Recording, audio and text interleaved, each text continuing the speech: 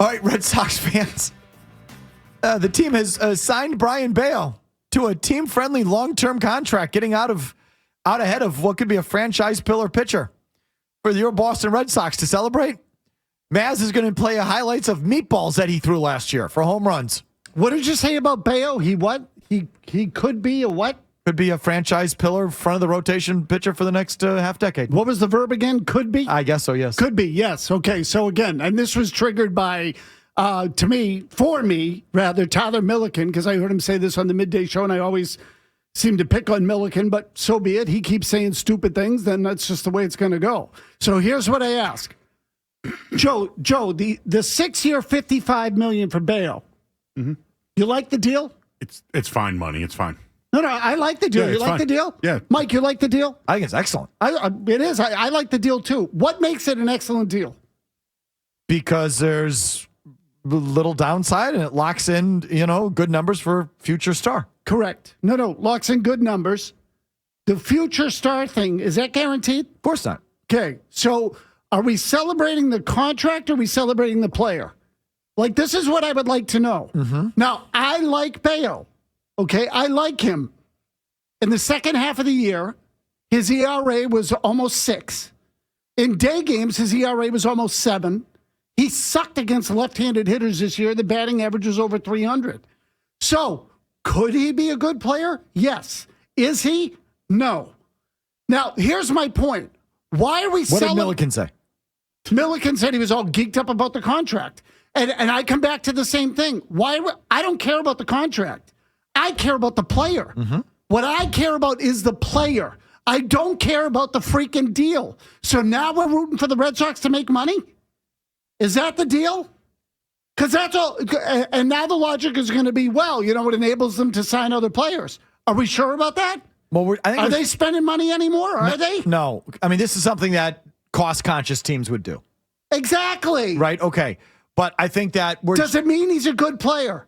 I mean, I think he's a good player. You think he's going to be a good player? Yeah, he's got good stuff, and he's got a good arm. So I think he's going to be good. He should be good. And I'm just judging against the Red Sox, how they're managing it. I know the Red Sox are pinching pennies. So this ensures the kid's going to be here. Where if they hadn't signed him to this, he might not be, or, it goes year to year with arbitrations and it gets a little wonky. I mean, I guess what I want to ask is, it's 7 years of service time before he becomes a free agent. 6, actually. Well, so they had him for 5 more already. So in other words, really all they get out of this is an extra 2 years, which is okay. Okay, but that's what I was asking. So I was trying to do the math. How many years of service time does he already have? 1+. Which counts as 2? No, it just counts as 1+. You got to get to 6 full. So in other words, they've got him for 5 more years no matter what. I see. Right? So this is another element. This buys them a couple extra years. Right. And there's a team option there that you're including. Right. That's the 7th year. Got it. Right? Yep. So again, they really gained 2 years. 2 years. And they fixed some of the costs during arbitration. But again, that's a money thing. Yes. And, that number is probably going to come. If he's a high-end arbitration award winner, this probably is going to come in less, don't you think? Correct. Yeah. Oh, yeah. They'll come out ahead. Yeah. So again, good financial decision. Correct. I agree. No risk. How is it as a baseball decision? Do we know? I think it's probably a smart baseball decision. Do we know what this kid is? He should be good, Mazz. Okay, he should be. But again, I can give you a million should-bes. So, and listen, don't misunderstand. What I am saying is I'm not blaming them for the contract. Good for them. I want them to sign young players too. There's no guarantee that this kid's an ace. Not based on what we saw last year. So I want good players. I don't want good contracts. I want good players. What I'm interested in is the good player. I'm not interested in necessarily the guy who's a good contract. And I understand. Is he Nick Pivetta or is he something better than that? I think we're resigned to the fact that this team is not going to have good players unless they come with good contracts.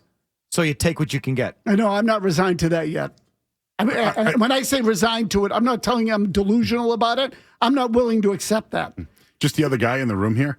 What could absolutely be wrong with Brayan Bello at a cost-controlled number that's a decent player that I can't remember the last player under contract they've given an extension to as a pitcher. And I actually looked it up. It was Garrett Whitlock. I can't remember the last guy before that. Okay, so Chris Sale, something like that. I'll Seriously. tell you what, Whitlock's a good example. That was a good contract. Yeah.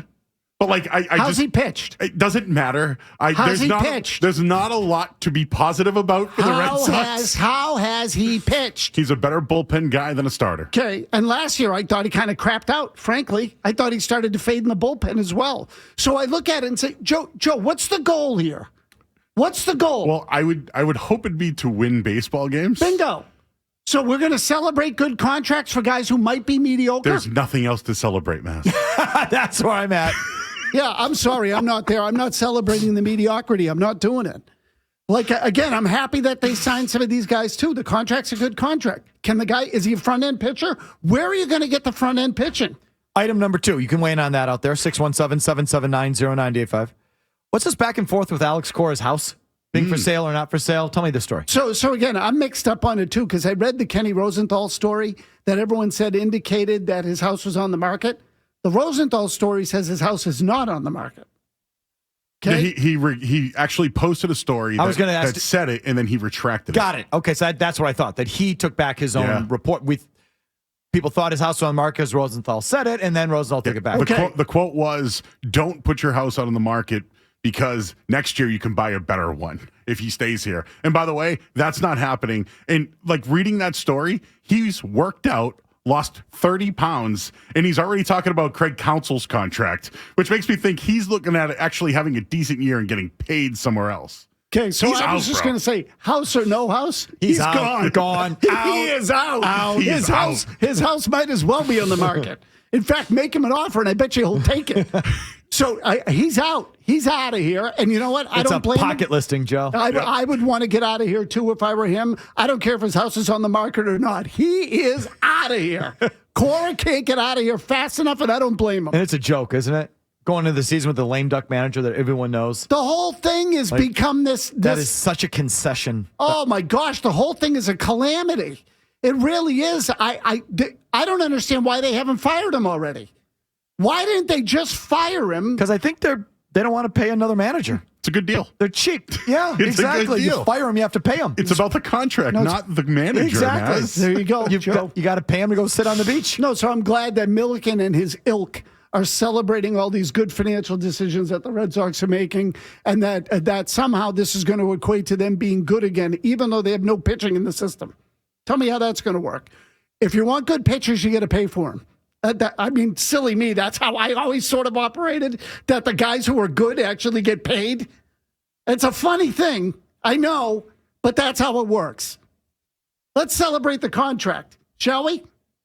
How's your contract? Your contract good? I actually like it, yeah. Yeah. Do they like it? Does Beasley like it? I don't know. Oh, well, damn them then. That's stupid. That's stupid. I mean, they should. I think I produce. Oh, you definitely produce. But again, I'm sorry, Joe. I missed that. No, Mike, you're outstanding. Thank you. Oh, my God. How'd we Let's get on that? celebrate the contract. I don't know, really. I didn't mean to go that way per se. Or the host. I just meant it as sort of, I meant it as sort of a metaphor. Here. Yeah, sorry. The other guy I in the like room. mine too, actually, but that's neither here nor there. I just don't get celebrating the contract. I don't get it. I'm interested in good players. I'm interested in winning. I'm not interested in wins per dollar. Okay, and I feel you. And you also know, these kids, they love playing, armchair GM. So they love playing GM along with the teams. And so, there's this whole subset of fans that root for the GMs, right? And root for the personnel work and the contract work and how it fits into the luxury tax. And they play along with that. So, there are fans that get off on that. I don't happen to be one of them. I'm with you. But I generally think, Mazz, the Bello contract's good news. I do.